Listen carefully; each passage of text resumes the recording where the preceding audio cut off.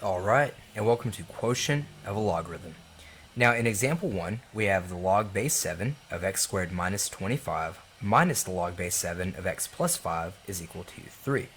And what is our rule? So remember, whenever you add two logarithms with the same base, you can multiply what's on the inside. However, when you subtract two logarithms with the same base, you can actually divide what's on the inside. So we can take example 1 and we can rewrite it as such. We can rewrite it as log base 7 of x squared minus 25 over x plus 5, or divided by x plus 5, is equal to 3.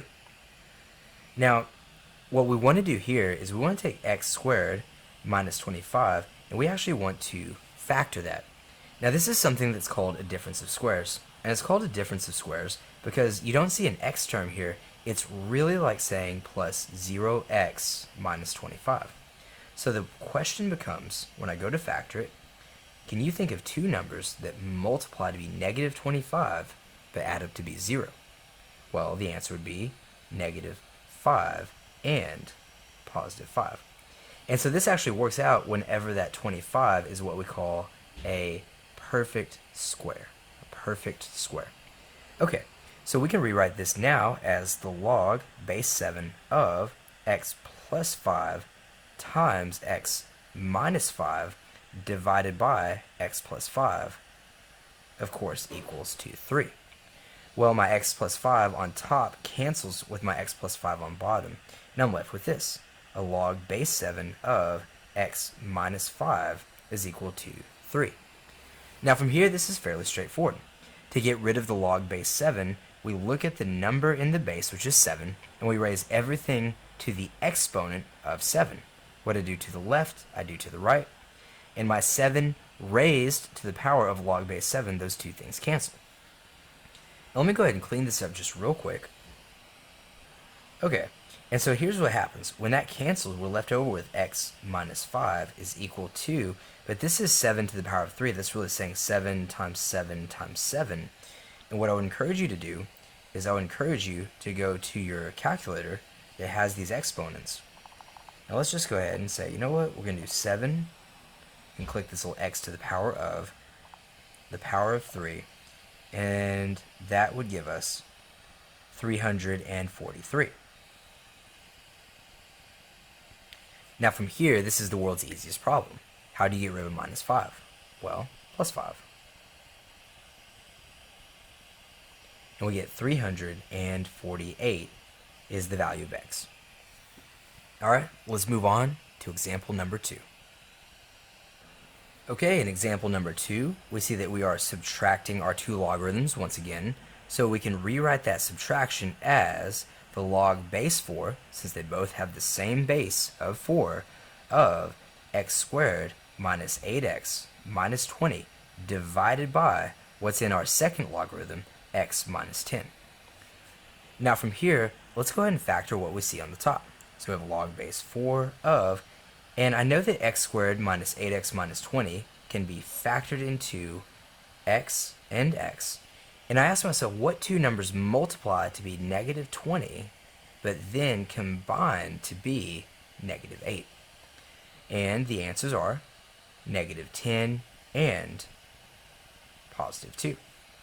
Now notice that this is still all be dividing by the denominator of x minus 10, and we can see that x minus 10, they both cancel. So we have 3 is equal to the logarithm of 4 of x plus 2. Now from here, how do I get rid of the log base 4? Well, I notice that my base number is a 4, so I raise both sides into the exponent of a 4. Those cancel, and 4 cubed is something that I want you to learn to memorize. 4 cubed is actually 64. So 64 is equal to x plus 2. And from here, to get x by itself is very simple. Minus 2, we get 62 is equal to x. Alright, I hope this helps. And I actually have one more example that I would like to start you on because I think it's a little bit trickier and I think you need to see it. So let's go ahead and check out example 3. Okay, here in example 3, notice that our a value of this quadratic function is a 3. So we're actually going to have to do a little bit of factoring before we start this. So let's notice we are subtracting our two logs with the same base of 5. So I can rewrite this as the log base 5 of 3x squared plus 18x plus 24, all divided by x plus 2 is equal to 4. But remember, whenever your a value is not equal to 1, you actually want to try and factor that out of everything on top. So we can now write this as 3, and once I factor out the 3, I'm left over with x squared plus 18 divided by 3 is 6x, plus 24 divided by 3 is 8, and of course this is still all over x plus 2 is equal to 4. Now from here, I can now try and factor that if it's possible. So I have log base 5 of 3. I'll split this into my two factors over x plus 2. And right here, I ask myself, well, you know what? I know x squared breaks down to x and x. What two numbers add up to be 6 and multiply to be 8? And of course, that would be plus 4 and plus 2. And notice I have a plus x plus 2 on top and an x plus 2 on bottom. I can now cross those two things out, and that is equal to 4. Okay, now I'm kind of starting to run out of room, so let me show y'all one more step. How do I get rid of my log base 5?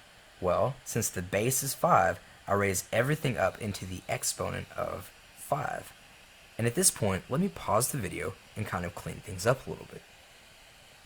Here, my base of 5 raised to the log base 5, those two things cancel. And let me go ahead and actually distribute this as well. 3 times x is 3x, and 3 times 4 is 12. And now this will equal to 5 to the power of 4. Remember, 5 to the power of 4 is really 5 times 5 times 5 times 5. And this is another one that I would actually like for you to memorize at some point. 5 to the 4th power is 625. That one pops up quite a bit in Algebra 2. Now from here, let's solve for x. We can subtract 12 from both sides, minus 12, and this will bring us to 3x is equal to 613. Of course, this is not going to be a nice, pretty number, so let's divide everything by 3. And I'm just going to use my cell phone calculator. Let's go find out what is 613 divided by 3. And 613 divided by 3 is 204.33. Alright, I hope this helps, and I'll catch you in our next video series.